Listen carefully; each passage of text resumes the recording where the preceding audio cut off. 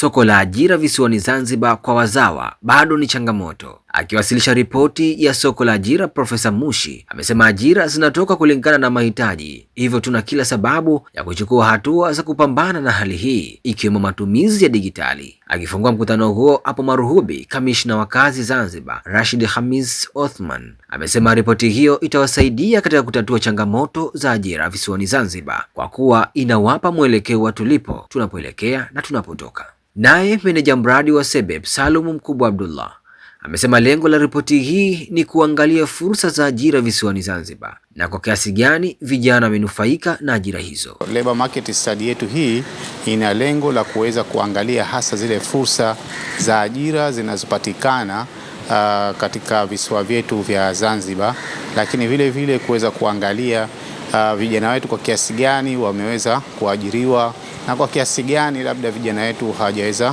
kuajiriwa.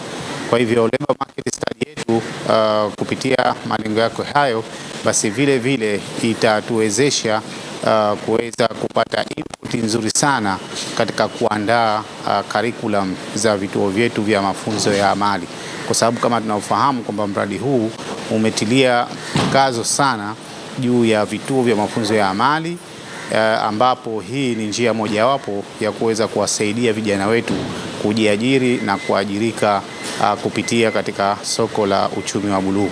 Mkurugenzi wa Jumuiya ya Waajiri Zanzibar Salahi Salim Salahi amesisitiza haja ya kuwapa elimu vijana itakayowezesha kuajirika. Hata ukija katika shirika la kazi, moja katika nguzo ni hiyo wanaita decent work, lakini hiyo nayo ni employment na employability, wanaajirika. Tusijenge mijengo tu, tusitrain watu tu, tuwatizame wanaajirika. Otherwise tutapiga kelele tu. Waajiri wanachukua wafanyakazi kutoka Kenya, sijui kutoka nje, lakini ukweli wa mambo, anayefanya biashara na mwajiri hataki apate hasara. Ataka watu ambao ni competent, trained, wakipewa dhamana wanaweza kuzitekeleza vizuri.